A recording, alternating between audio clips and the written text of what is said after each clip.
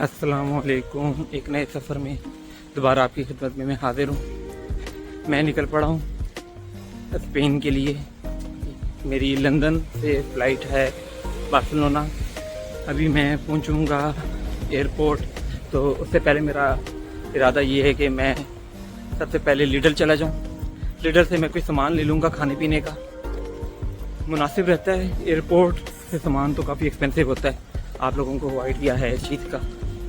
और ये जो शॉप जिधर मैं जा रहा हूँ ये वैसे भी यूके में दूसरे नंबर पे आती है मुनासिब जो है वो प्रोडक्ट के हवाले से। क्वालिटी भी अच्छी है इनकी।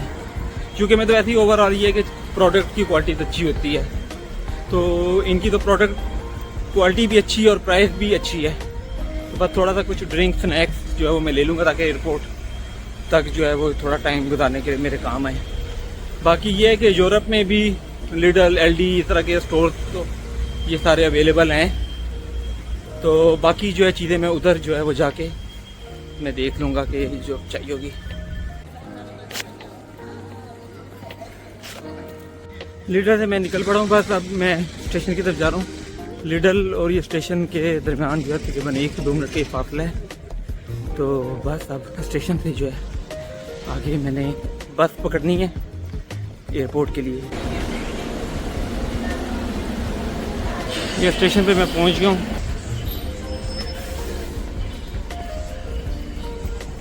बस अब यहाँ से ट्रेन लूँगा। 12-13 मिनट का बस मैक्सिमम फासला है। दुआ है कि ट्रेन बस डिले ना करे। वैसे ये जो सर्विस है नॉर्मली इसमें डिले होता नहीं है, लेकिन किस्मत का कुछ कहा नहीं जा सकता कि कभी कभी किस्मत ख़राब भी हो सकती है। तो बस ये अभी इधर से मैं टैप इन करूँगा और टैप इन करके मैं आगे ट्रेन पकड़ता हूँ। यूके में एक्सीलेटर चढ़ने उतरने का भी एक अलग सिस्टम है कि आपने अगर जल्दी जाना है तो उसके लिए साइड हम लोगों ने बताई हुई है। अगर आपने आराम आराम से जाना है तो उसके लिए भी जो है वो एक साइड है हमने बताई हुई है। लेफ़्ट और राइट साइड जो है वो बेसिकली यूज़ हो रही होती हैं। तो बस ये मैं पहुँच गया हूँ। ओहो 1 मिनट में ये ट्रेन शायद निकल गई है। नहीं बल्कि नहीं, 1 मिनट में निकलने वाली है। मैं बस ये करने लगा हूँ। ये बस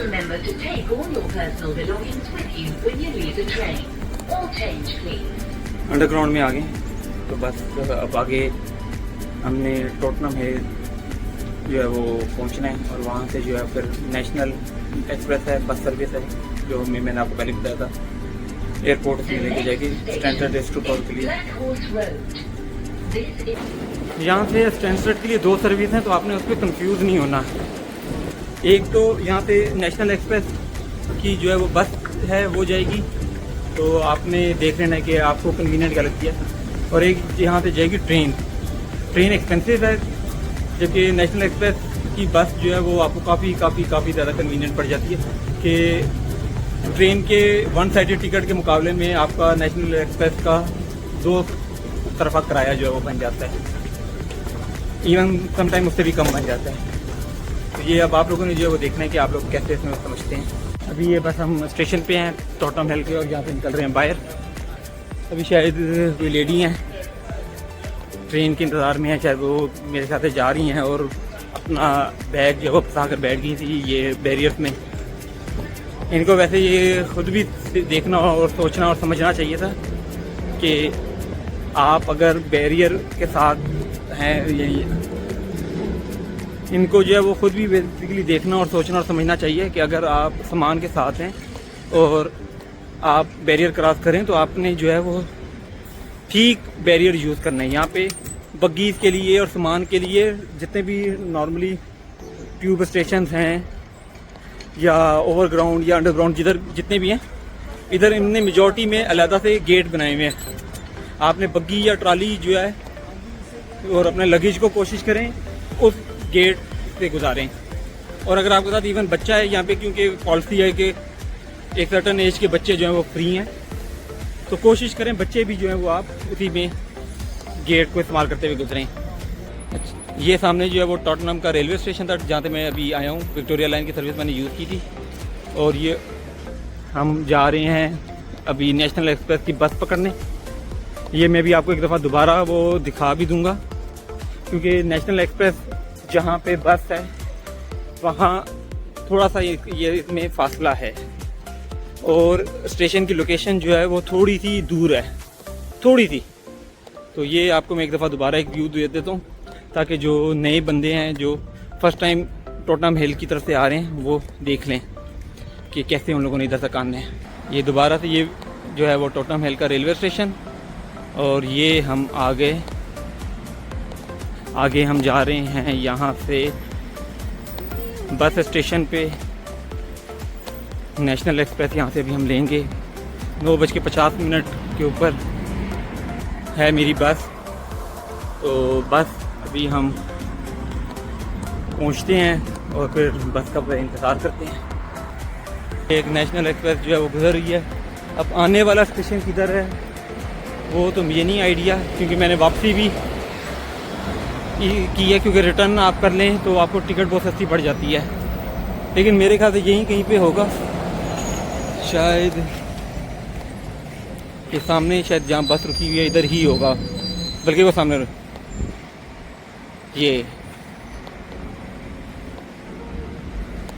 ये बस हम पहुंच गए। A8 आई थिंक बस का नंबर भी लिखा हुआ है, इससे भी आपको आइडिया हो जाएगा कि नेशनल एक्सप्रेस का ये स्टेशन है। और ये लिखा भी हुआ है कोच A8 स्टैंडस्टेड एयरपोर्ट। मैंने ना वैसे आज से पहले कभी ओवरग्राउंड या स्टेशन के ऊपर या अंडरग्राउंड या किसी भी रेलवे स्टेशन पे कोई वीडियो नहीं बनाई थी।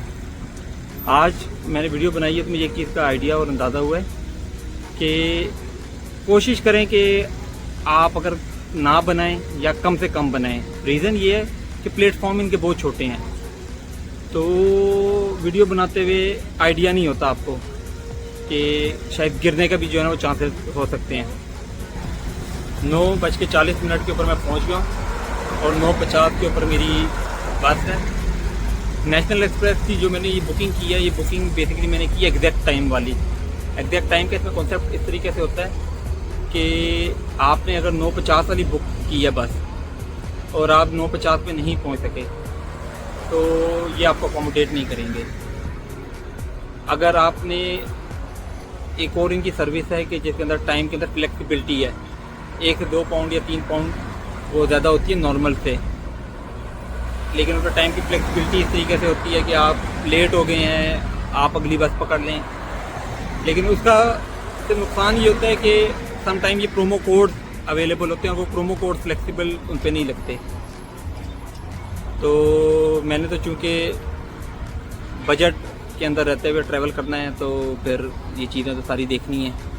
तो भैया आप टाइम पे आएँ, बेहतर तो ये है, कौन कह रहा है कि लेट हो।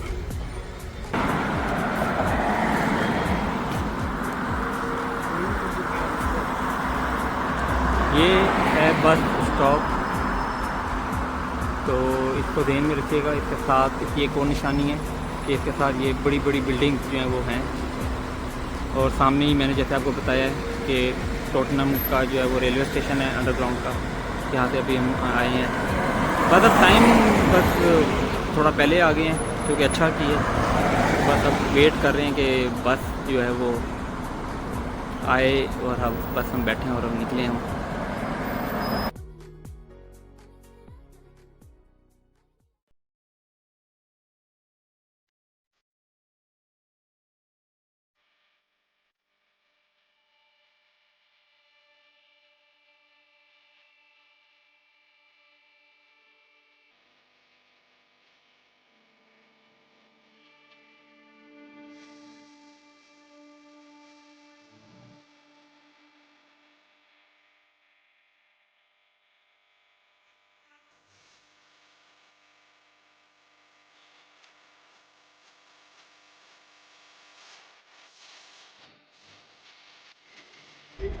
बस हमारी आ गई है। 9:50 का स्पेशल टाइम था, लेकिन ये जो है वो तकरीबन 10:07 पे पहुंची है स्टॉप पे। निकल पड़े हैं। टाइम तो हमारा स्पेशल था कि हम लोग 10:20 पे स्टैंडस्टेड एयरपोर्ट पर पहुँचेंगे। नॉर्मली तो जितनी दफ़ा भी मैंने ट्रैवल किया है तो ये टाइम पे ही पहुँचाते भी हैं। आज मंडे है और ये बस जो है वो पीछे किंग क्रॉस से आई थिंक आती है। सेंट्रल का एरिया है, काफ़ी रशी एरिया है, तो मुझे लगा रहा है कि उसकी वजह से ये लेट हुई है। देखते हैं कि कितनी देर में आके स्टैंडस्टड पहुँचते हैं। सफ़र तो काफ़ी खूबसूरत है, ये सीनरीज आपको बहुत अच्छी मिलेंगे, लेकिन क्योंकि मेरे पास विंडो सीट नहीं है और मुनासिब भी नहीं लग रहा कि मैं जो वो विंडो सीट ना होते हुए जो है वो यूज़ करूँ, तो अब सीट बेल्ट लगा ली है मैंने। ये यूके में रिक्वायरमेंट है कि भाई आपने जब ट्रैवल करना है तो आपको सीट बेल्ट जो है वो लगानी है। तो आप लोगों से भी सबको ये कहूँगा कि आप लोग भी जब ट्रैवल करें तो अपनी सीट बेल्ट जो है वो लगा के ट्रैवल किया करें। तो इस बस सर्विस की एक अच्छी चीज़ है कि ये लोग एक चीज़ की श्योरिटी आपको शुरू करके देते हैं कि जब आप इन सर्विस यूज़ करेंगे तो ये आपको गारंटेड सीट देंगे। अब वो कैसे देंगे ये तो मुझे नहीं पता, लेकिन ये कहते हैं कि भाई हम सीट आपको देंगे। चले, बाकी अभी मेरे पास फ़ोन जो है वो थोड़ा चार्ज पे जो है वो लगाने लगा हूँ और पता में रह सकते हैं।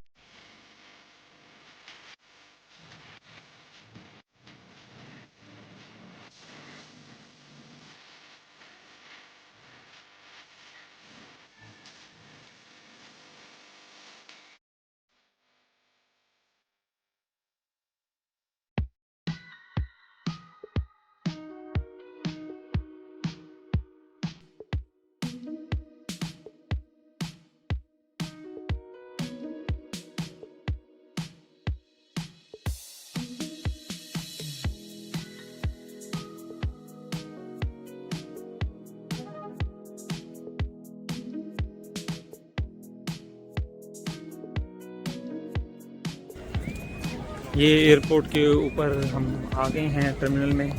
बस अब मुझे अपनी फ़्लाइट का काउंटर जो है वो ढूंढना है। यहाँ पे ये लोग मेरे ख्याल से जो है वो चेक करेंगे कि वीज़ा लगा हुआ है नहीं लगा हुआ, और वो नॉर्मली चेक करके जो है वो उसके बाद वो दे देते हैं हमें हमारा बोर्डिंग पास। तो ये सामने वो लंबी लंबी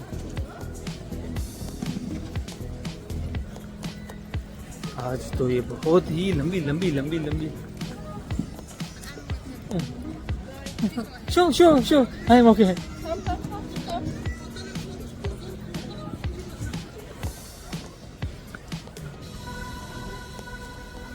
मुझे लग रही कितना रश रश।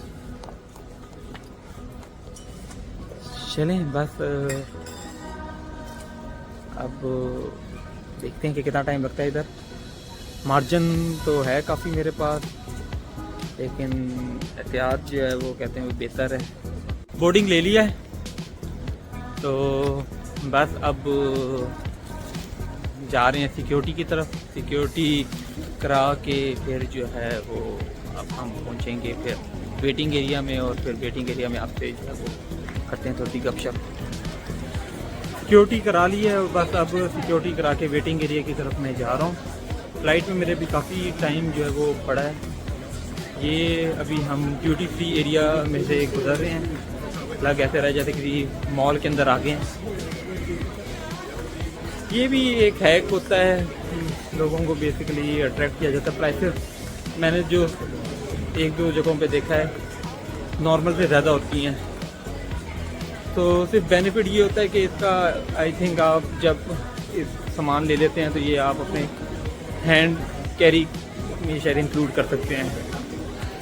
अब क्योंकि मैंने जो स्ट्रेट फॉरवर्ड की बात है एग्जैक्ट लिया नहीं है, तो इसलिए मैं इसके ऊपर कोई डायरेक्ट ज़्यादा कमेंट भी नहीं करूँगा, क्योंकि जब लूँगा रिसर्च करूँगा फिर एग्जैक्ट जो है वो मैं आप लोगों से शेयर करूँगा कि क्या क्या चीज़ें आप लेंगे, तो वो उसमें से कितनी क्वांटिटी आप अपने हैंड कैरी के अंदर एग्जैक्ट इंक्लूड कर सकते हैं, या आप ख़रीद ही कितना सकते हैं, या उसकी कोई लिमिट है नहीं है, और एयरपोर्ट की तरफ से कोई या आपको कस्टम की तरफ से कोई इसके ऊपर कभी कोई वो पूछ गिछ हो सकती है नहीं हो सकती। और प्राइसेस वैसे ज़्यादा होने की जो मेन रीज़न है, थैंक यू, तो प्राइसेस ज़्यादा होने की जो मेन रीज़न है वो ये है, प्राइसेस ज़्यादा होने की जो मेन रीज़न है वो ये बनती है बेसिकली एयरपोर्ट के ऊपर इनकी शॉप्स हैं, तो रेंट हो गया, फिर जो बंदा काम कर रहा है उसका पे रेट वो भी एक अच्छा खासा यानी और में बन जाता है, क्योंकि यूके में तो और के हिसाब से पे होता है जो ज़्यादातर केसेस हैं, क्योंकि कुछ में और के साथ नहीं बगैर और भी पेमेंट होती हैं, पैकेज होते हैं, लेकिन वो बड़े पोजीशंस के ऊपर होती हैं। तो अब एयरपोर्ट के ऊपर ये जो लोग काम कर रहे होंगे इनको एक अच्छा पे रेट जो है बेसिकली ये लोग पे करें। अभी एक साहब आ गए थे एक शॉप से कि जी आप वीडियो क्यों बना रहे हैं। अब क्या मैं उनसे ज़्यादा बहस में पड़ता, अब बेहतर बस ये है कि वीडियो तो मैं बना रहा हूँ और जो कि मेरा राइट है, मैं बहस या उसमें पढ़ने की बिल्कुल भी किसी भी किस्म के मूड में नहीं था, और उनको मैंने बता दिया कि भाई मैं अपनी सेल्फ वीडियो बना रहा हूँ, बस फिर क्या बोल सकता था बेचारा। बहुत से लोग जो हैं वो आके फन्ने खान बनने की कोशिश करते हैं, तो भाई आपको अपने राइट्स और ड्यूटीज़ जो हैं वो दोनों पता होने चाहिए। इन केस अगर आपको अपने राइट्स और ड्यूटीज़ पता हैं तो कोई भी जो है वो आपको किसी भी जगह पे जो है वो नहीं तंग कर सकता। हाँ, कुछ ममालिक में है कि आप राइट पे भी हों, लेकिन चूँकि इम्प्लीमेंटेशन ठीक नहीं होती लॉज की, तो वहाँ पे आपको राइट पे होने के बावजूद भी रौंद दिया जाता है। लेकिन ये भाई यूके है, यूके में इस तरीके से जो है वो चीज़ें नहीं चल सकती, और यूके में जो है वो चलने भी नहीं दी जा सकती ऐसी चीज़ें। ड्यूटी फ्री एरिया से होकर आने के बाद अब बस अब हम वेटिंग एरिया में पहुंच गए हैं, और वेटिंग एरिया में मैं जो है बस अब गेट अनाउंस होने का वेट कर रहा हूँ। इधर जो है गहमा गहमी काफ़ी ज़्यादा लगी हुई है, मौसम भी जो है वो आज काफ़ी ज़्यादा अच्छा है। लंदन के बारे में मशहूर है कि आप कुछ डब्लूज़ हैं जिनके पर आप भरोसा ना करें। एक डब्लू तो वेदर है, बाकी डब्लू जो है वो आप खुद गूगल कर लें। अब गेट के ऊपर मैं आपको बता देता हूँ कि लास्ट 2 टाइम जो है मेरा गेट वो काफ़ी दूर आया है। जिसकी मुझे जो रीज़न लग रही है वो ये रीज़न लगती है कि ये एयरलाइन मैं आज यूज़ कर रहा हूँ, ये है बेसिकली रायनियर, और रायनियर जो है एक नहायत ही मुनासिब रेट के अंदर टिकट प्रोवाइड करने वाली एयरलाइन है। आप इसे कह सकते हैं कि ये पॉकेट फ्रेंडली है। और भी बहुत सारी पॉकेट फ्रेंडली एयरलाइंस मौजूद हैं, लेकिन जो रायनियर है इसकी टिकट्स जो हैं वो काफ़ी ज़्यादा सस्ती हैं, और ये आपको यूके में और लंदन में स्पेशली अच्छे एयरपोर्ट्स के ऊपर अपनी फ़्लाइट सर्विस जो है वो प्रोवाइड करती है। क्योंकि सम टाइम इस तरह होता है कि एयरलाइन की फ़्लाइट तो सस्ती है, लेकिन उस फ्लाइट को लेने के लिए जब आप एयरपोर्ट पे आ रहे हैं तो आपको बहुत ज़्यादा एक्सपेंस जो है वो सिर्फ और सिर्फ टिकट की सूरत में करना पड़ जाता है। लाइक अगर मैं आपको एक चीज़ बताऊं कि अगर आप हीथ्रो पे जा रहे हैं तो वो आपको जिस धूम से अगर आप जा रहे हैं एलिज़ाबेथ लाइन लेके या कोई और सर्विस लेके, तो वो आपको बहुत ज़्यादा कॉस्टली पड़ती है। अब मैंने स्टैनस्टेड से अपनी रायनियर की ये फ़्लाइट लेनी है, और मुझे ये बहुत ज़्यादा मुनासिब जो है फ़्लाइट के लिए जो है वो पे करना पड़ा है, और बहुत ज़्यादा मुनासिब जो है वो मुझे एयरपोर्ट आने के लिए भी पे करना पड़ा मुझे, यानी कि इतना ज़्यादा जो है वो एक्सपेंसिव नहीं पड़ा। अब मेरे ख्याल से जो ये बजट फ़्लाइट्स हैं इनके गेट्स भी जो है वो नॉर्मली दूर आते हैं, और उसकी शायद रीज़न ये होती है कि चूँकि इनने कॉस्ट कटिंग करनी होती है डिफरेंट चीज़ों में, तो कस्टमर जो इनकी टिकट्स ले रहा है वो फिर इस चीज़ को बॉदर नहीं करता कि एयरपोर्ट के ऊपर उनका गेट कितनी दूर है, क्योंकि उसको गर्ज होती है उस टाइम टिकट से कि सस्ती टिकट मिल जाए। अब सस्ती टिकट के अंदर आप बहुत ही दूसरी चीज़ों के ऊपर फिर कंप्रोमाइज़ कर लेते हैं, जैसे आप लगेज जो है वो कम ला सकते हैं, हैंड कैरी लाएंगे अगर आपने बिल्कुल चीपेस्ट उसके ऊपर चलना है। हैंड कैरी भी जो ला रहे हैं वो भी एक स्पेसिफिक साइज़ और डायमेंशन का होना चाहिए, और रायनियर का जो हैंड कैरी की डायमेंशन हैं वो बाकी जो बजट फ़्लाइट्स हैं लाइक विज़ एयर और एक और है उसके मुकाबले में सबसे यानी छोटा बैग ये अलाउ करते हैं। तो मैं जो है वो इसकी भी डिटेल जो है वो आपको दे दूँगा कि आप रायनियर यूज़ करें तो आपको बैग किस तरह के साइज़ का होना चाहिए, क्योंकि रायनियर चूँकि मैंने लास्ट 2 टाइम जब स्पेन जाते हुए यूज़ की थी सर्विस इनकी, तो मुझे तो ज़रूरत नहीं पेश आई, लेकिन ये लोग एक बॉक्स रखते हैं और उस बॉक्स के अंदर आपका बैग जो है वो फिट करवाते हैं, और इनके अगर आपका बैग उसमें फिट ना हो तो फिर जो है वो आपको 75 पाउंड एक्स्ट्रा देने पड़ते हैं। तो बेहतर ये है कि भाई आप पैसे जो है वो अपने बचाएं, सेव करें और ज़्यादा से ज़्यादा पैसे अपने ट्रैवलिंग के ऊपर लगाएं, बजाय इसके कि पैसे जो है वो इधर उधर फजूल चीज़ों में आपके लगे। बाकी अब ये है कि देखते हैं कि कब तक जो है वो अनाउंस होगा गेट और कितनी दूर अनाउंस होगा। तो गेट मेरा अनाउंस हो गया है और अब मैं जा रहा हूँ अपने गेट की तरफ। 47 नंबर गेट है। रायनियर एयरलाइन में मुझे जो एक सबसे अच्छी ऑप्शन है लगती कि इनकी ऐप के अंदर भी जो है ना गेट नंबर शो हो जाता है। अब बाकी मुझे एयरलाइंस का आइडिया नहीं है कि जो बाकी बजट एयरलाइंस हैं क्या वो भी इस तरह शो करती हैं। तो अब मेरी जो नेक्स्ट फ़्लाइट है वो मैंने लेनी है बार्सिलोना से फ्रांस के शहर में, तो वो एक दूसरी कंपनी है, तो उसका फिर मैं चेक करूँगा आपको और फिर मैं बताऊँगा कि उसके अंदर ये चीज़ शो होती है या नहीं होती। तो बस अभी पहुँचते हैं गेट पे और जाके देखते हैं कि क्या सूरत हाल है। अब रायनियर में एक थोड़ा सा ड्रॉबैक ये है कि ये आपसे प्रायोरिटी और नॉन प्रायोरिटी भी कॉन्सेप्ट रखते हैं। इसमें ये होता है कि आप कुछ पैसे एक्स्ट्रा देंगे नॉर्मल टिकट के अलावा और आपको वो थोड़ा सा VIP ट्रीट कराते हुए पहले बोर्ड करवा देंगे, और जो नॉन प्रायोरिटी होंगे वो बस समझ जाएं आप।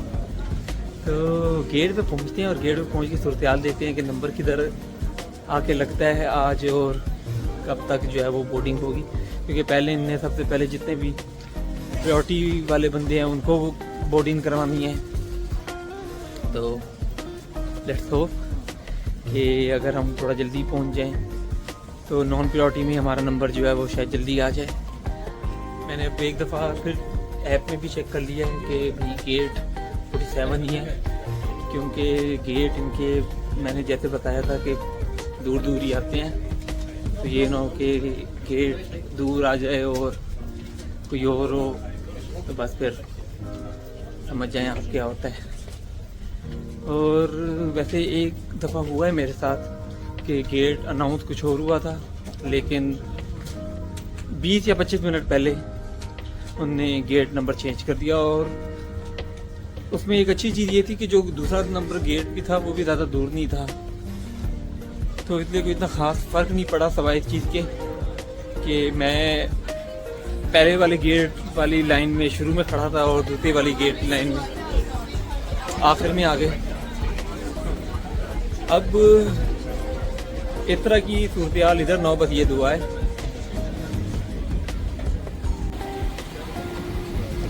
अब ये एक सामने सीधी चलने वाली एस्केलेटर पे हम आ गए। ये नेशनल बैंक के यूज पोस्टर लगे हुए हैं।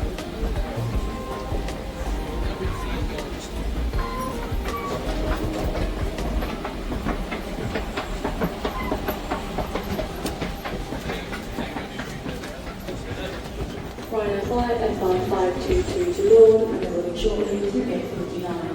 Please take a seat and hold on to all windows of the aircraft. Sorry. Excuse me. Thank you.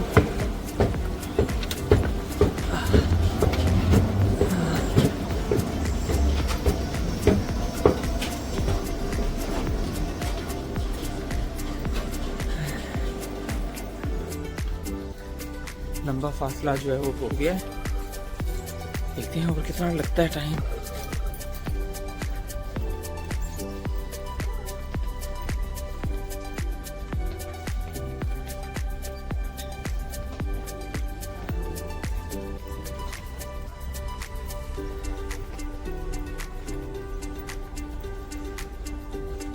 मुहावरा सुना है होगा, शैतान की आम। तो ये बस अब लग रहा है उसी तरह। कितना टाइम और लगेगा? 41 क्रॉस कर लिया है, 43 नज़र आ रहा है। तो बाकी देखते हैं और कितना टाइम।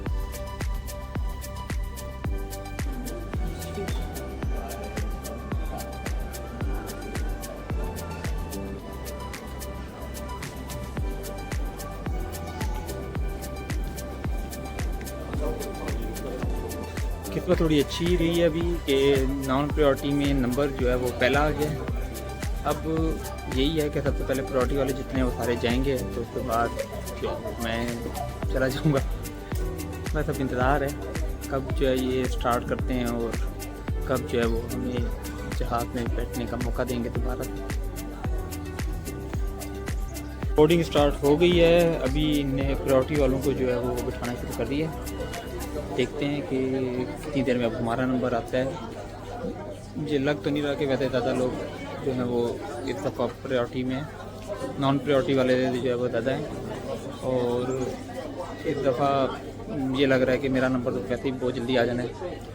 पासपोर्ट अभी ये चेक कर रहे हैं, साथ में जो है वो बोर्डिंग पास चेक कर रहे हैं। और बस पासपोर्ट और बोर्डिंग कार्ड जो है वो बेसिकली चेक कर रहे हैं और उसके बाद जो है वो बस बोर्डिंग जो है वो अलाउ कर रहे हैं। बैग जो है वो अभी तक तो जितने लोग गए हैं उनमें से किसी का इन लोगों ने जो है वो मेजरमेंट के हिसाब से नहीं किया। एक दो बैग हैं देखने में जो लग रहे हैं कि साइज़ उनका थोड़ा सा ऊपर नीचे है, लेकिन स्टाफ जो है वो नहीं कुछ कह रहा, जाने दे रहा है। कोऑपरेटिव हैं, अपनी आपस में खुशगपियों में लगे हुए हैं और अच्छी बात है, खुशगपियों में खुद लगे रहें तो कस्टमर जो है वो तंग नहीं होता। हर वक्त जो है वो इनका मूड अच्छा रहना चाहिए। फिर लड़के आए हो तो बस फिर वो होता, फिर वो बाकी सब पे निकाल देता है। ये तो बात सुनी होगी आपने। टर्मिनल से अब हम जो है वो रनवे एरिया में आ गए हैं और अब हम वेट कर रहे हैं कि अपनी सीटों पे जाने का। इन लोगों ने तरतीब को इस तरीके से बनाई हुई है कि कुछ नंबर जो हैं वो अगले गेट से जहाज़ में जाएंगे और कुछ नंबर जो सीट के हैं वो पिछले गेट से जो है वो जाएंगे। अच्छा तरतीब जो है वो बेहतर होती है, तो सारे जो है वो एक निज़ाम से चलते रहें तो नंबर सबका जल्दी आ जाता है। वरना ये है कि अगर हर कोई उसी में लगा रहेगा कि मैं पहले तो तब भी फंसते हैं। और अगर आप कहें मैं पहले नहीं बल्कि पहले आप तब भी लोग फंसते हैं। तो मौसम जो है वो अब जो है वो चेंज होना शुरू हो गया है। पहले तो था काफ़ी जो है वो मौसम सनी था, लेकिन अब जो है वो सनी नहीं है, अब जो है वो चेंज होके क्लाउडी हो गया। तो अब देखते हैं कि कितनी देर में जो है ये हमें अलाउ करते हैं और कितनी देर में जो है वो हम लोग पहुंचते हैं अपनी अपनी सीटों पे।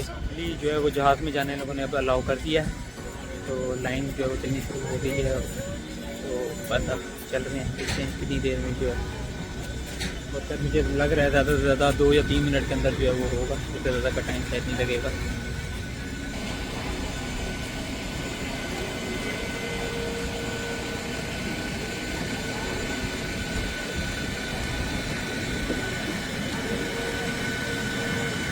ये जहाज़ के इंजन से फासला मेंटेन करने के लिए इन लोगों ने एक डोरी जो है वो लगाई होती है ताकि जो है वो सेफ डिस्टेंस जो है वो मेंटेन रहे, क्योंकि ये बहुत पावरफुल जो है वो इंजन होते हैं।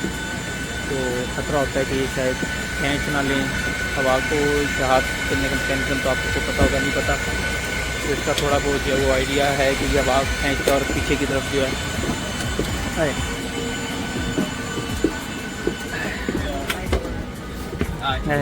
How are you?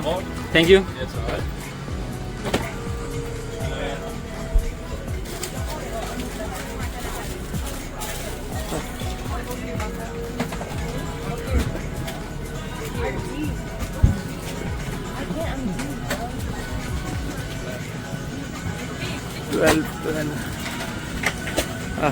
बीच वाली सीट आ गई है। बैग जो सीट के नीचे चला गया है। राइनियर में बेसिकली ये जो बैग अलाउ होता है एक आपका हैंड में, ये आपने सीट के नीचे रखना होता है। जो दूसरा बैग आप नॉर्मली सीट के ऊपर जो स्पेस बनी होती है आपके सर के ऊपर, उधर आपने अगर रखना हो सामान तो उस ये जो है ये फिर आपको चार्ज करते हैं। आपको इस तरीके से होता है कि आप at the time of booking अगर आप सर्विस अवेल कर लेते हैं तो ठीक है, आपको कम पैसे चार्ज होंगे, लेकिन अगर आप उसके बाद अगर ये करेंगे तो फिर ये अच्छी खासी अमाउंट जो है वो चार्ज होती है। और ये इसी तरीके से ये इन कंपनीज का जो है वो बिज़नेस मॉडल रन हो रहा है कि किस तरीके से इन लोगों ने जो है वो पैसे जो है वो बना रहे हैं, पैसे जो है पूरे कर रहे हैं, कोई भी चीज़ों पे कर रहे हैं। अब सामान जो है वो बाकी मैंने अपने निकाल लिया सुकून के लिए। ये ब्लाइंड हो गया, ये मेरा पिलो हो गया, ये एक सेल्फी स्टिक छोटी सी एक छोटी सी रखी हुई अभी, ताकि बाहर से जो एक दो व्यूज़ जो हैं वो मैं ले सकूं। सीट जो है मेरी चूँकि विंडो नहीं है तो इससे मुझे रिक्वेस्ट ही करनी पड़ेगी। तो अगर अच्छे व्यूज़ नहीं आते वीडियो में तो इस पर यह है कि बुरा ना मानिएगा। ये है कि नेक्स्ट टाइम कोशिश करूँगा अगर विंडो सीट मिली तो फिर बंदा जो है वो ज़्यादा बेहतर अच्छे जो है व्यू जो है वो ले सकता है।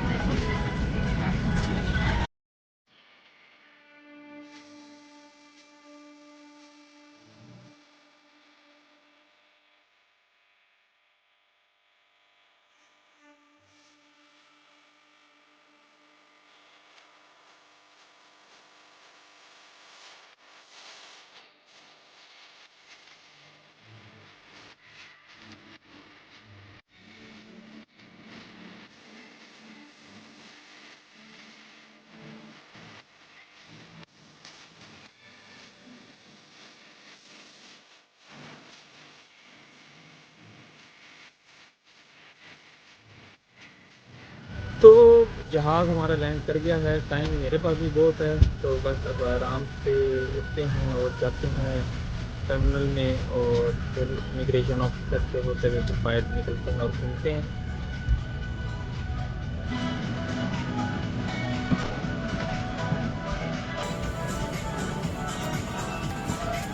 Can I film you?